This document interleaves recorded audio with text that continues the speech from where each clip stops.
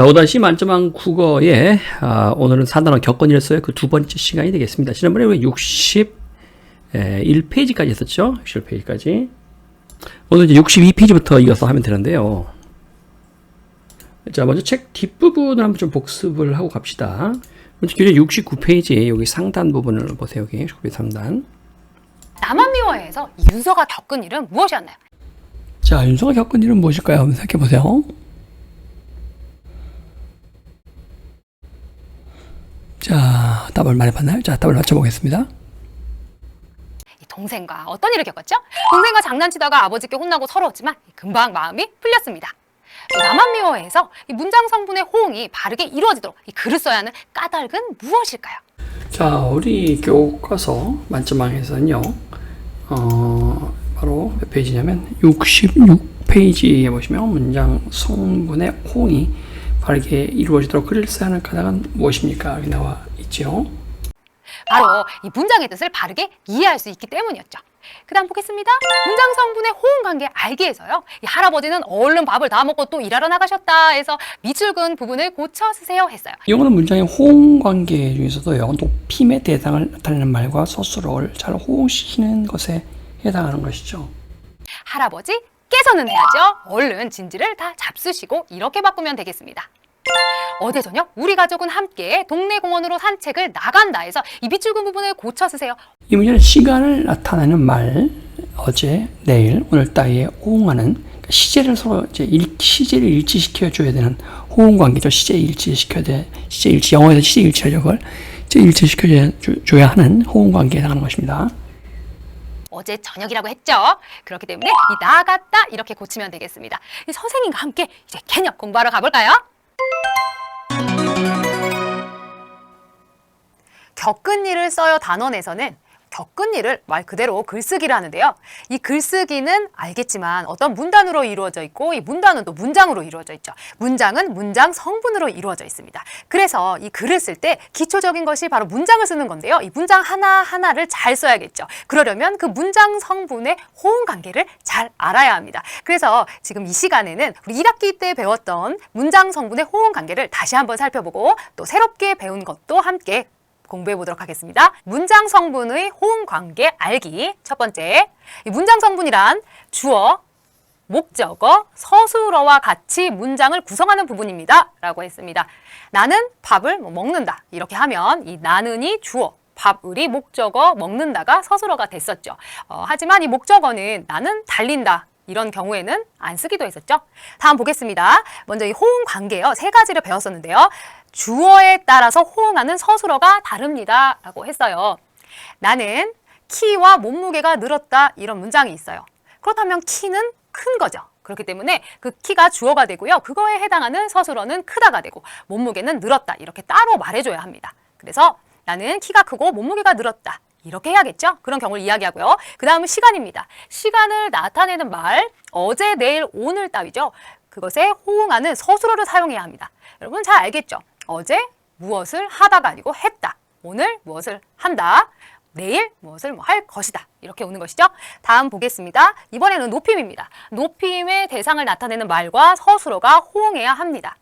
여러분이 잘 아는 높임 말이죠. 그래서 아버지, 어머니, 할머니, 할아버지 하면 깨서는 이런 말이 붙었고 또한 그 낱말 있죠. 밥을 진지라고 한다든지 또 할아버지 집이라고 안 하고 할아버지 댁이라고 하죠.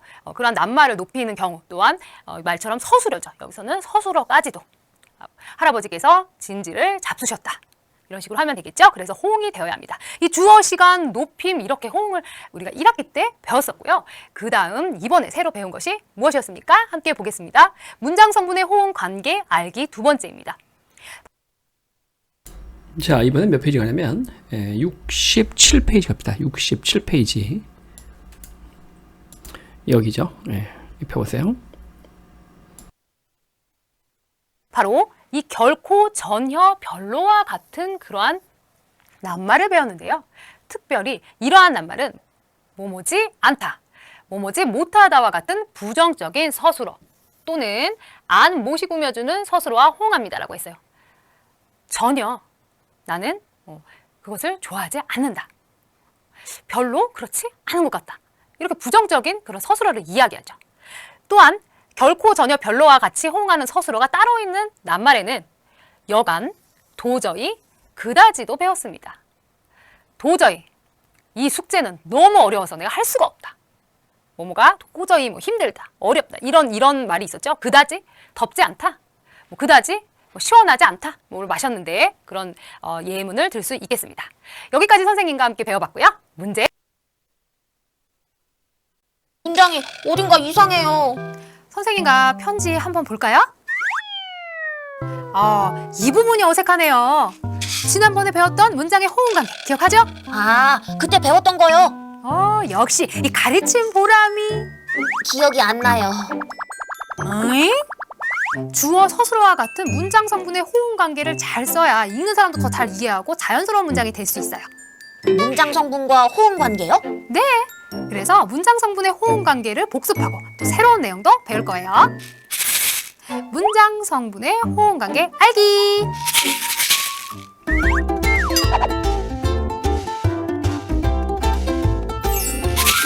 오늘의 연주는 4단원 겪은 일을 써요. 두 번째 시간. 문장 성분의 호응 관계 알기.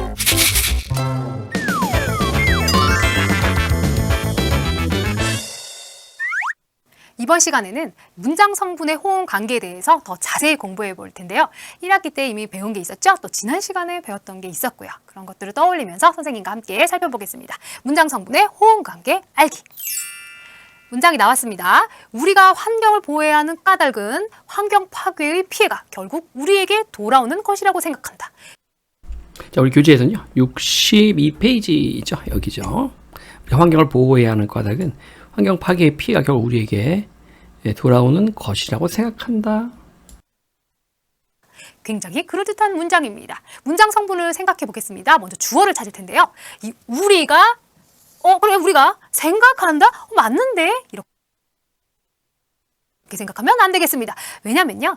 여기서 주어는 바로 여기입니다. 까닭은입니다. 그렇다면 이 말은 우리가 환경을 보호해야 하는 이 까닭을 꾸며주는 말이죠. 그래서 그 까닭은 무엇이기 때문입니다. 뭐 때문입니다가 나와야 하는데 생각한다가 나오네요. 그래서 바로 이것은 이 주어와 서술어의 호응 관계가 바르지 않은 경우입니다. 자, 영어에서 이제 why와 because 관계 같은 거죠. 그리고 까닭은에는 얻는 이가니까 얻는 이가. 그래서 보호해야 하는 까닭, 우리가 환경을 보호해야 하는 까닭은 이게 얻는 이가, 이게 주어네요. 까닭은 뭐뭐이라고 이게 결국 우리가 돌아오기 때문이다. 까닭은 때문이다로 이렇게 호응 관계로 이어지는 주어와 서술어의 호응 관계라고 하죠. 이거를. 네, 주어에 따라 호응하는 서술어가 다르다 이거죠. 키는 잘하는 거고 몸무게는 늘어나는 겁니다. 그래서 키는 잘하다로 서술어로 호응을 이렇게 해야죠. 주어와 키와 어울리는 서술은 잘하다고 몸무게는 늘다죠. 불어난다, 는다, 뭐 이렇게 주어에 맞는 그러한 서술어가 있습니다. 서술어는 물론 또 동사 부분, 이 부분을 다 이야기하는 거예요. 서술어는 것은 동사 부분. 그래서 주어에 어울리는 동사 부분이 있다는 거죠. 어떻게 고쳐야 할까요? 돌아오기 때문이다. 이렇게 고치면 되겠죠? 그래서 우리가 환경을 보호해야 하는 까닭은 환경 파괴의 피해가 결국 우리에게 돌아오기 때문이다 라고 해야 호응 관계가 맞는 문장이 되겠습니다. 다음 보겠습니다. 할아버지는 얼른 밥을 다 먹고 또 일하러 나가셨다. 이것은 지난번에도 봤었죠. 아버지 했을 때 바로 이 할아버지는 높임의 대상을 나타내는 말과 호응 관계, 즉 높임말의 호응 관계입니다. 높임말의 호응 관계. 대상을 나타내는 말과 서로가 호응해야 한다. 높임말 호응 관계라고 합니다. 이걸 높임말 호응 관계. 높임의 대상이 되죠. 그런데 높임의 대상과 이런 서술어 맞지 않지요? 그래서 이 높임의 대상을 나타내는 말과 서술어의 호응 관계가 바르지 않는 경우입니다. 그러면 무엇 고쳐줘야 될까요? 할아버지는 얼른 밥을 뭘로? 그렇죠. 진지로 바꾸고 다 먹고가 아니고 진지를 잡수시고 일하러 나가셨다 하면 되겠습니다. 그래서 할아버지께서는 얼른 진지를 다 잡수시고 또 일하러 나가셨다. 이렇게 고치면 되겠습니다. 다음 보겠습니다. 어제 저녁 우리 가족은 함께 동네 공원으로 산책을 나간다. 잠깐만요. 지금 산책을 나간다라는 것 같은데 어제 저녁이라고 합니다. 내용이 이해가 되지가 않죠. 지난번에도 어제 저녁 컴퓨터 했었잖아요. 윤서가. 마찬가지. 시제에 따른 호응 관계죠. 시제, 텐스, 시제, 시간을 나타내는 말과의 호응 관계가 서로 일치해야 되는 거죠. 또 시제를 서로 일치하게 써줘야 되는 거죠. 입니다. 이 어제 저녁은요 시간을 나타내는 말이죠. 그런데 그 시간을 나타내는 말과 이 서술어가 호응이 되지가 않습니다. 그래서 시간을 나타내는 말과 서술어의 호응 관계가 바르지 않는다는 걸 알 수 있고요. 그렇다면 어제 저녁 했으면 나 갔다로 바꾸면 되겠죠. 어제 저녁 우리 가족은 함께 동네 공원으로 산책을 나 갔다 이렇게 하면 되겠습니다. 세 가지 알아봤고요. 다시 한번 연습하면서 정리해 보겠습니다. 먼저 이 주어에 따라서 호응하는 서술어가 다를 경우입니다. 키와 몸무게가 늘었다. 1학기 때 기억나나요? 다람쥐가 새가 막 지저귀고 나왔었잖아요. 그쵸? 이 키와 몸무게가 늘었다. 이 키는요, 늘은 것이 아니고 자라는 것입니다. 그래서 키에 해당하는 그런 서술어가 없기 때문에 키가 자라고 몸무게가 늘었다. 이렇게 넣어 주었습니다. 네, 69페이지 상단 부분이죠. 여기다 좀 복습이에요. 69페이지 펴보시고. 키와 몸무게가 늘었다. 키가 자라고 몸무게는 늘었다. 이렇게 각각 표현을 해줘야 되죠. 주어와 서술의 호응 관계 아까 했던 거고요. 두 번째 보겠습니다. 시간을 나타내는 말에 호응하는 서술어를 사용해야 합니다. 시간 아까 했었죠? 어제 저녁 보겠습니다. 수진이는 어제 책을 3시간 동안 읽는다. 지금 문제가 생겼죠? 어제 읽었다는 것인지 지금 읽고 있는다는 것인지 지금이 어제인지 그쵸? 어제가 지금인지 모르겠습니다. 그래서 이 시간을 나타내는 말은요. 비교적 여러분이 잘 찾아낼 수가 있는데요. 같이 해볼게요. 수진이는 어제 책을 3시간 동안 읽었다. 이렇게 이 어제와 관련해서 과거를 말하는 서술어를 사용하면 되겠습니다. 네, 그 다음 영미호 수진이는 어제 책을 3시간 동안 읽었다죠. 읽었다. 시제일치입니다. 시제일치. 그래서 시제에 맞게 시간을 나타내는 말과 서술어를 호응시켜야 된다는 거예요. 다음 보겠습니다. 높임의 대상을 나타내는 말과 서술어가 호응해야 합니다. 이 높임의 대상 할머니네요. 이번에는 아버지 나오고 그쵸? 할아버지 나오고 할머니 나왔는데요. 역시 높임의 대상을 나타내는 말 할머니는이 아니죠. 또 잔다가 아니죠. 그래서 할머니께서는으로 바꾸고 주무신다 이렇게 바꿔주면 되겠습니다. 여기까지 선생님이랑 여러 가지 경우를 공부했으니 여러분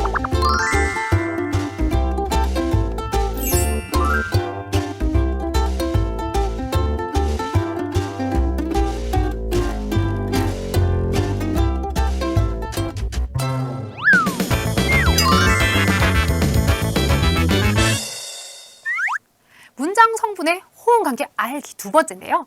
이전에 첫 번째에서는 1학기 때 배웠던 무엇이 있었습니까? 먼저 주어 서술어도 있었고요. 또 시간, 그렇죠. 높임도 있었죠. 이 외에도 우리가 이 윤서의 글을 읽으면서 처음 모았던 것이 있었습니다. 그것이 무엇일까요? 새롭게 우리 호응 관계 배워보겠습니다. 먼저 어색한 문장 살펴보기가 있습니다. 그래서 선생님이 문장을 이렇게 3개를 가져왔어요. 자, 이번에는요, 여러분, 여기 62페이지에 이번에 오른쪽 부분 여기를 봅시다. 그리고 이 문장을 읽고 어떤 문제가 있는데요. 선생님이 예전에 얘기했듯이 어떤 예시글이 주어졌을 때 글을 먼저 읽을 수도 있고 이 밑에 문제를 먼저 볼 수도 있거든요. 선생님과 이번에는 문제를 먼저 보고 살펴보겠습니다. 첫 번째 문제는요. 윤서가 찾은 문장이 잘못된 까닭은 무엇인지. 두 번째는요. 문장 성분의 호응 관계에 주의해야 할 낱말은 무엇인지. 세 번째요. 그러한 낱말에 어울리는 서술어는 무엇인가요? 해서 잘못된 어떤 이유와 그 낱말을 찾으면 될 것 같아요. 1번부터 처음부터 살펴보겠습니다. 나는 친구가 거짓말을 하는 것이 결코 바른 행동이라고 생각한다. 잠시만요. 결코 바른 행동이라고 생각한다. 이상하죠? 여러분, 나는 친구가 거짓말을 한 것이 이 결코 때문이죠. 결코는요. 결코 나는 그러지 않겠다 하면은 그러지 않겠다는 걸 강조하는 거잖아요. 그렇죠? 여기서 바른 행동이라고 생각하지 않는 것이죠. 그렇기 때문에 이 결코는요. 이 생각한다가 아니고 생각하지 않는다라고 해야죠. 그래서 잘못됐죠. 두 번째 보겠습니다. 선생님 말씀은 전혀 들어본 내용이었다. 전혀 들어본 내용? 아니죠. 그렇죠? 전혀는 어떻습니까? 전혀 뭐하지 않았다고 하지 않았다는 것을 강조하는 거잖아요. 그러니까 들어보지 않은 내용이어야 되죠. 그래서 이 전혀에 어울리는 말은 내용이었다가 아니고 들어본 내용이 아니었다. 처음 들어봤다는 것이죠. 그 다음 문장 보겠습니다. 나는 책 읽기를 별로 좋아하는 편이다. 잠시만요. 별로 좋아한다고요? 이런 것도 있나요? 별로 좋아하는 것입니까? 아니죠. 별론데. 그렇죠? 여러분, 별로는요. 마찬가지입니다. 난 별로 좋아하지 않아. 너는? 뭐 아이스크림 좋아해? 뭐 예를 들어 뭐 사과 좋아해? 아니 난 별로 좋아하지 않아. 좋아하지 않는다는 것인데 좋아하는 편이라고 했어요. 역시 별로 뭐 좋아하는 편이 아니야 이런 식으로 하면 되겠죠. 그래서 답을 해보면 이 잘못된 까닭은 바로 이러한 결코 전혀 별로 이러한 말과 서술어가 호응이 되지 않기 때문이죠. 그래서 주의해야 할 낱말을 선생님이 이렇게 동그라미를 쳐봤고요. 그러한 낱말에 어울리는 서술어는 어떻겠습니까? 여기서 우리가 새롭게 알게 된 내용이 있습니다. 이렇게 결코 전혀 별로와 같은 낱말은 부정적인 서술어와 호응하는 것이 자연스럽다는 사실입니다. 그렇다면 이러한 문장 바꿔볼까요? 올바른 문장으로 고치기입니다. 먼저 나는 친구가 거짓말을 하는 것이 결코 바른 행동이라고 그쵸? 바른 행동이 아니라고 생각한다. 이렇게 고쳐봤습니다. 두 번째 보겠습니다. 선생님 말씀은 전혀 어떻습니까? 들어보지 않았다고 그랬죠. 그래서 선생님 말씀은 전혀 들어보지 못한 내용이었다. 이렇게 하면 자연스럽게 정말 처음 들어본 그런 것이죠. 세 번째 보겠습니다. 나는 책 읽기를 별로 좋아하는 편이 아니다라고 하면 되겠죠. 그래서 책 읽기를 별로 좋아하지 않는 편이다. 이렇게 고쳐봤습니다. 그렇다면 다음 선생님과 함께 이제 본격적으로 공부해 보겠습니다.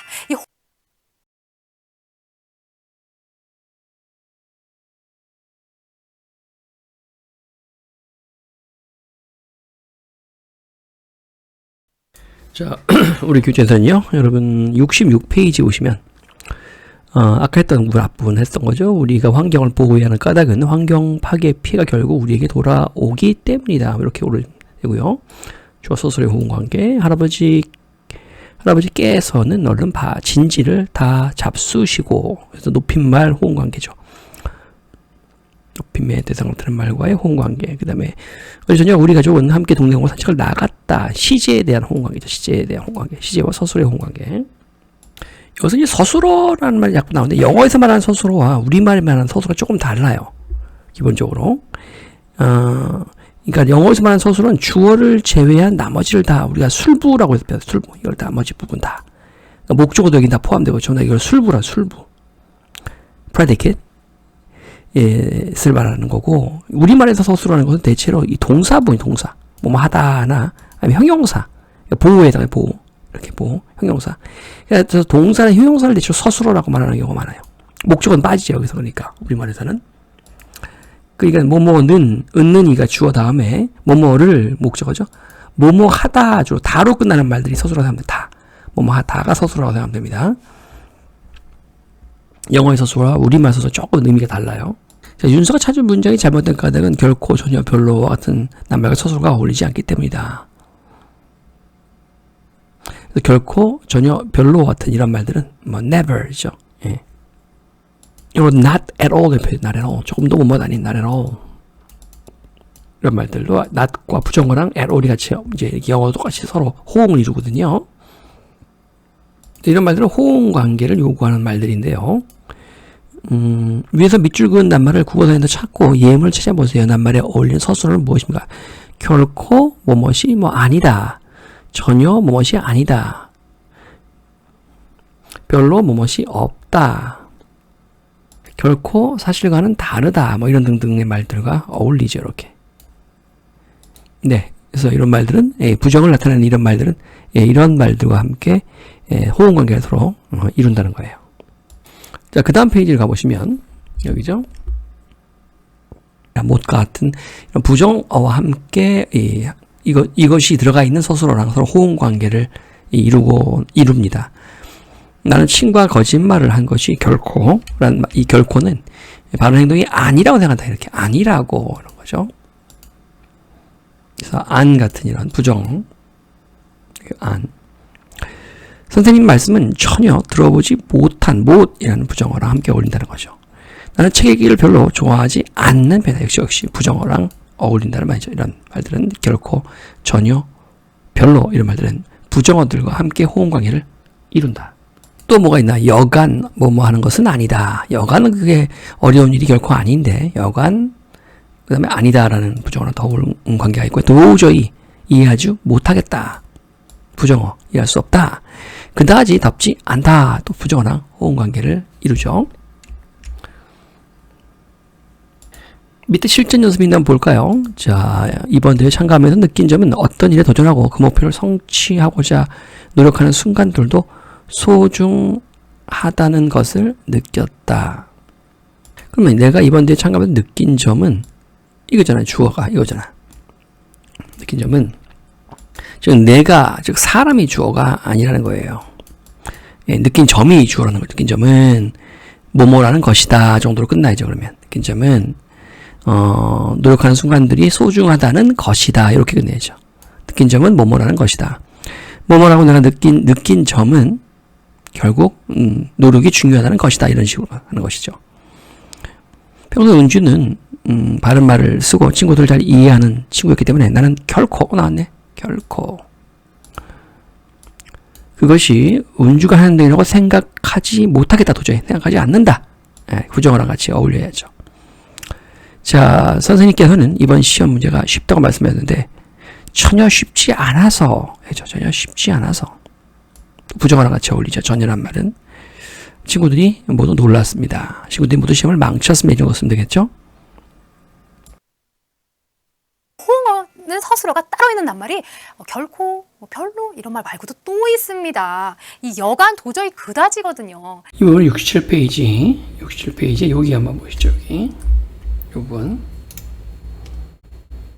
그런데 이러한 낱말로 그럼 우리가 짧은 글을 지어보면 더 공부가 잘 되지 않을까요? 생각해 보면서 이 여간, 이건 정말 여간 힘든 일이 아니야. 그렇다면 힘들다는 것이죠. 여러분 숙제 어때요? 숙제 좀 어렵고 그렇지 않나요? 그래서 선생님이 이렇게 그 숙제를 해내는 일은 여간 어려운 일이 아니다.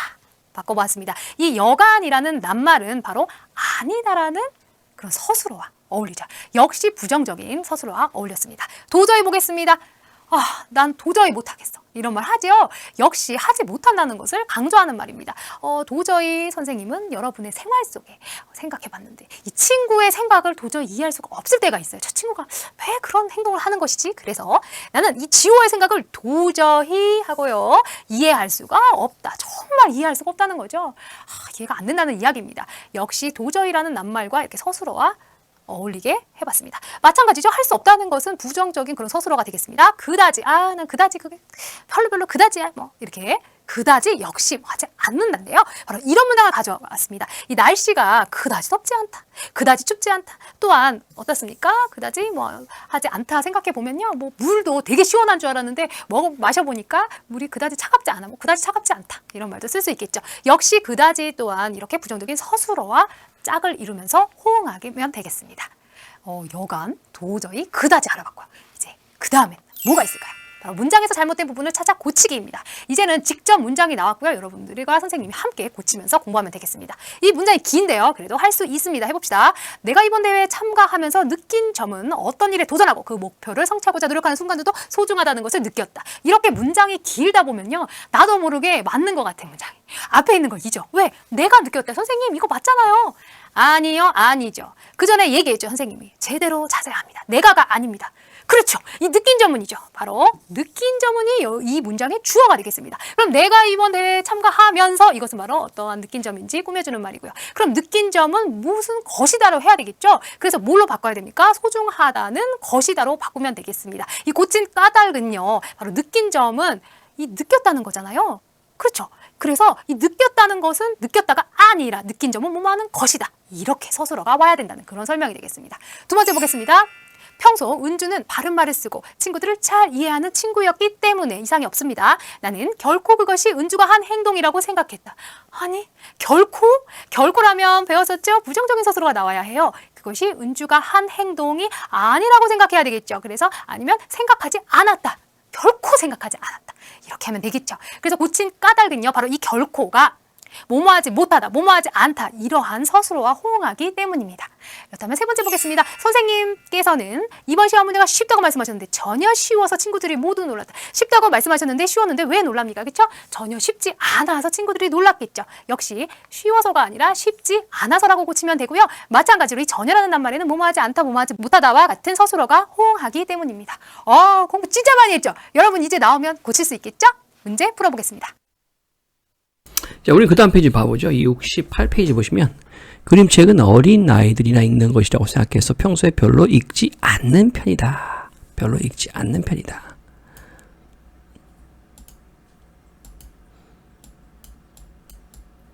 읽지 않는 편이다. 역시 부정어랑 또 어울리는 단어죠. 이 단어도 별로 뭐뭐하지 않는다라는 말과 호응이 되죠. 이렇게.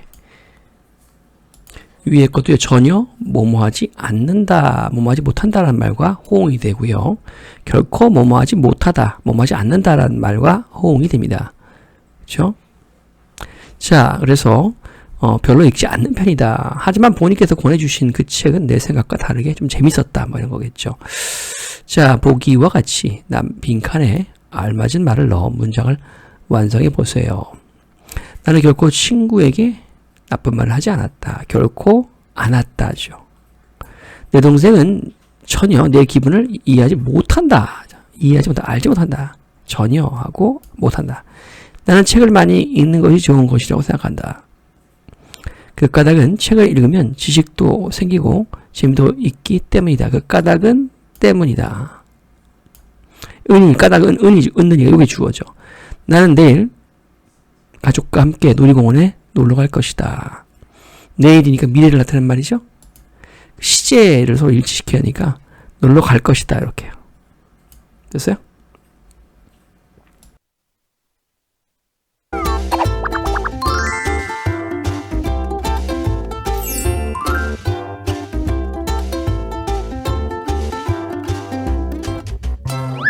아, 선생님 덕분에 문장 성분의 호응 관계를 완벽하게 알았어요.